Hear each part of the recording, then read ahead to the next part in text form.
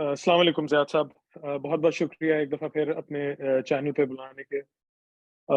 आज जिस मौजू पे मैं आपसे स्पेशली बात करना चाहता था और आपसे डिस्कशन करना चाहता था, वो उन खामोश अ, खामोश भी आप कह लें, और जो बेचारे मासूम और बेकसूर हमारे मुजाहिद, जो हमारी आवाम में से जो लोग मारे गए थे, जिनके अभी तक हमें नाम भी नहीं पता है और हमें एग्जैक्टली उनके नंबर्स भी नहीं पता है। जो मई 9 का जो किस्सा हुआ था, वाकया जो उसकी आड़ में जिनके ऊपर गोलियां चलाई गई, वो माँ बाप के लखते जिगर, उनके जान के टुकड़े, जिनको इतनी बेदर्दी से मारा गया। वो निहत्थे थे।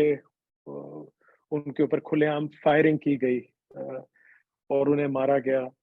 और उनकी जो फैमिलीज़ हैं, जो उनके ख़ानदान हैं, उनके रिश्तेदार हैं, उनको अभी तक डराया और धमकाया जा रहा है कि वो मीडिया पे ना आएँ और कोई हक़ के लिए आवाज़ ना खड़ी करें, जिनको इतनी बेदर्दी से मारा गया।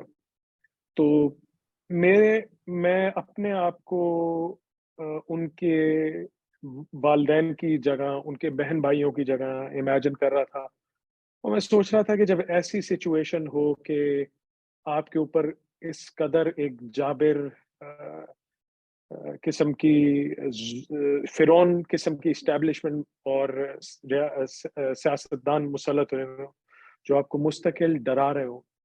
तो ऐसी सिचुएशन में ऐसे लोग जिनके ये बच्चे शहीद हुए हैं, और उनको क्या करना चाहिए? खामोश रहना चाहिए या उन्हें आवाज़ बुलंद करनी चाहिए और हक के लिए, उनके लिए हक के लिए आवाज़ खड़ी करनी चाहिए कि उनके साथ जो ज़्यादती हुई है, अ, उसका उन्हें बाकायदा उनको कॉम्पेंसेट इसके लिए किया जाए।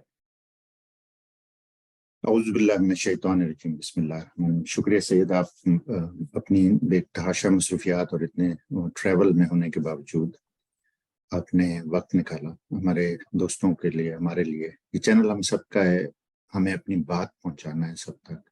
आप इस वक्त जिस जगह पे हैं, वो जगह हमारी तारीख की बहुत एक समझिए रेलेवेंट भी है और रेजोनेट भी करती है, उससे एको करती है। टर्किया में फौज का इतना शदीद तसल्लुत था जब मुस्तफ़ा कमाल पाशा ने इस खिलाफत को ख़त्म करके और वहाँ पे मॉडर्नाइजेशन जिसे सो कॉल्ड, जैसे मुशर्रफ ने पाकिस्तान में किया था, उसकी बुनियाद रखी थी।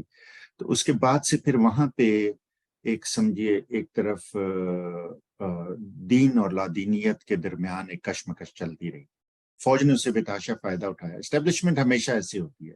एस्टेब्लिशमेंट का काम एस्टेब्लिश करना, चीज़ों को एस्टेब्लिश रखना, उन्हें हिलने जुलने नहीं देना, आगे पीछे नहीं जाने देना। तो एस्टेब्लिशमेंट कभी भी चीज़ों को दूसरों के तनाजुर से नहीं देखती। वो ये देखती है कि जी हम इस चीज़ को कैसे काबू में रख सकते हैं, कैसे एक स्ट्रक्चर में। तुर्की में फौज ने अवाम पे जितना जुल्म किया, उन पे टैंक चढ़ा दिए, उन्हें दाढ़ियां रखने पे पाबंदी लगा दी, हिजाब लेने पे पाबंदी लगा दी। इस तरह की चीजें पाकिस्तान में नहीं हुई, ठीक है ना। लेकिन पाकिस्तान में एस्टेब्लिशमेंट हमेशा शुरू से, और एस्टेब्लिशमेंट सिर्फ फौज नहीं होती। हमारे चूंकि फौज बेतहाशा ताकतवर हो गई है, इसलिए उसे हम समझते हैं कि सिर्फ वही एस्टेब्लिशमेंट है। एस्टेब्लिशमेंट में सिविलियन ब्यूरोक्रेसी और दूसरे एलिमेंट्स बहुत अहम रोल प्ले करते हैं, जो पूरे स्ट्रक्चर को, पूरे सिस्टम को इन प्लेस रखते हैं, ठीक है ना। तो एस्टेब्लिशमेंट एक, लेकिन चूंकि आपका एक एलिमेंट जब बहुत ताकतवर हो जाता है और दूसरों को ओवर पावर कर लेता है, तो फिर वो सारे डिटरमिन करना शुरू कर देता है। तो अभी जो चीजें हम देख रहे हैं, ये हम देख रहे हैं, ये चीजें हमेशा होती रही हैं पाकिस्तान की तारीख में। निज़ाम मुस्तफ़ा की तारीख 50s में आप चले जाएं, 60s में अयूब खान के खिलाफ तहरीकें, 70s में भुट्टो के खिलाफ, फिर वो निज़ाम मुस्तफ़ा की एक सो कॉल्ड तहरीक चली थी 77 में, जिसमें भुट्टो को उलट के फिर फौज ने टेक ओवर कर लिया था। उसके बाद हमेशा ये होता रहा है, लोग मारे जाते रहे हैं, लोग मरते हैं। हम लोग पैदा होते हैं तो हमें मरना है, हमें हमारा ईमान का ये हिस्सा है कि हमें अपने खालिक की तरफ लौट के जाना है। जिंदगियों में फर्क ये होता है, जिंदगियों में क्योंकि मर जाए तो फिर सब मौत सबकी موت کے بعد سب ایک یہاں سے انویزیبل ہو جاتے ہیں, چلے جاتے ہیں. زندگیوں میں فرق یہ ہوتا ہے کہ آپ کس مقصد کے لیے جیے, یا کسی مقصد کے لیے ایٹ آل جیے, کیونکہ مرنا سب کو ہے. نوجوان بھی مرتے ہیں, بچے بھی مرتے ہیں, ہم سب مرتے. میں موت کو کوئی انڈرمائن نہیں کر رہا. یہ موت ایک اپنے عزیزوں سے, اقارب سے اپنے بچھڑنا آسان نہیں ہوتا, ہم سب کے لیے مشکل ہوتا ہے. لیکن وہ جو فیض نے کہا تھا نا, جس دھج سے کوئی مقتل میں گیا وہ شان سلامت رہتی ہے. کس مقصد کے لیے آپ جان دے رہے ہیں, ٹھیک ہے نا. تو ہمیشہ ہمارے گمنام خاموش مجاہد, تو میں نہیں کہوں گا, وہ انہوں نے ایک تماشا بنا لیا ہے کچھ فوجیوں نے, وہ ڈرامہ کر کر کے. کوئی خاموش مجاہد نہیں ہے, سب اس میں ایک ہے, سب مفادات کے ٹولے میں اکٹھے ہوئے. تو یہ ہمارے گمنام شہید اس راہ میں ہمیشہ رہے ہیں, جنہوں نے حق کے رستے میں جنگ لڑی ہے ہمیشہ.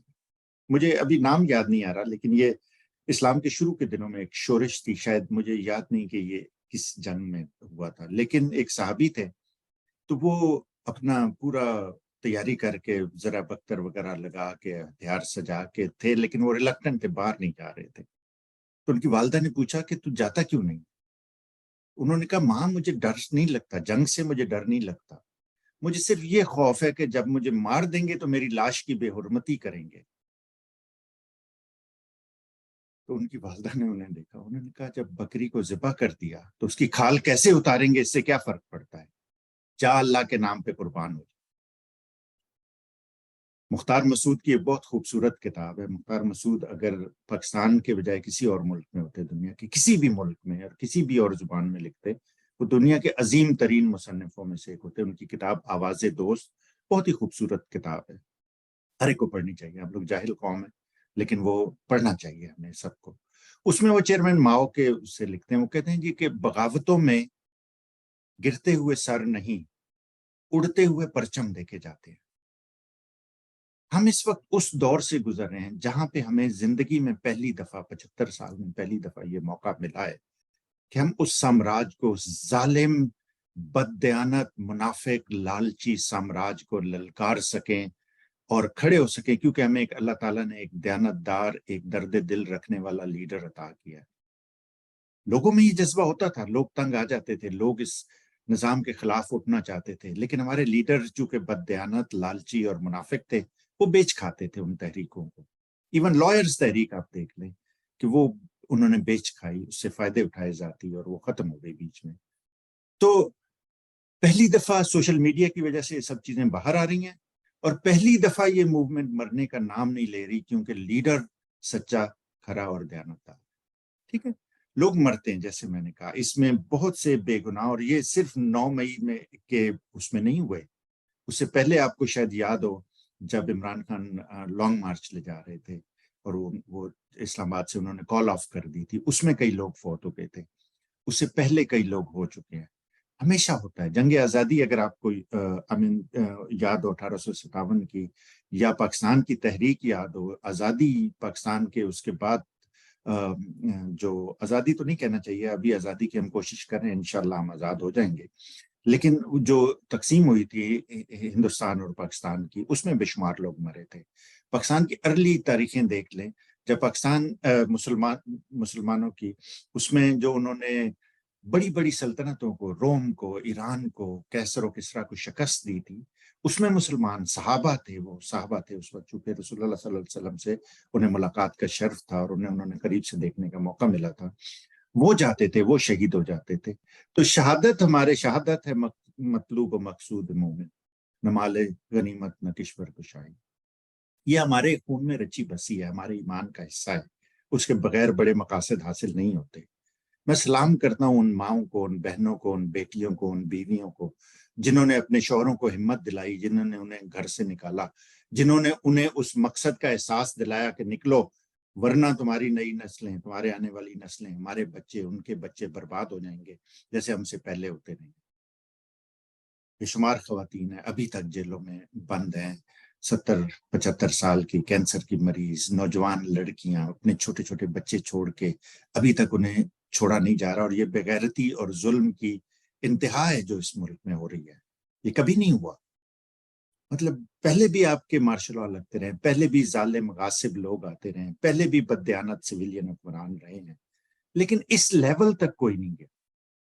کسی نے نہیں سوچا تھا کہ حاجی اور پھر اس کے بعد حافظ اس طرح کی حرکتیں کریں گے جن سے ہمارا ایک احترام کا رشتہ ہے. ہم سمجھتے ہیں کہ اگر کوئی اللہ تعالیٰ کے حضور جا کے اس نے عاجزی اور انکساری سے اپنا آپ کو سبمٹ کیا, حج کیا اس نے جا کے, اور اللہ تعالیٰ کی کتاب کو اپنے سینے میں اس نے اتار لیا, ہمیشہ کے لیے محفوظ کر لیا, تو اس کے دل میں انسانوں کا درد, خدا کا خوف زیادہ ہوگا. لیکن ہم نے دیکھا کہ یہ ہم لوگ ایک بالکل ہی الٹ ڈائریکشن میں چل پڑے ہیں. ایسا کبھی نہیں ہوا اس معاشرے میں. ایسے کبھی لوگوں کو سیدھے سامنے منہ پہ بندوقیں رکھ کے گولیاں نہیں ماری گئی. قتل ہوتے رہے, لوگ مرتے رہے. تحریکوں میں ہمیشہ یہ ہوتا ہے, جیسے میں نے کہا چائنا کا اگر آپ انقلاب تھے کہ بے شمار لوگ مرے تھے, فرانس کا انقلاب اور جگہ پہ.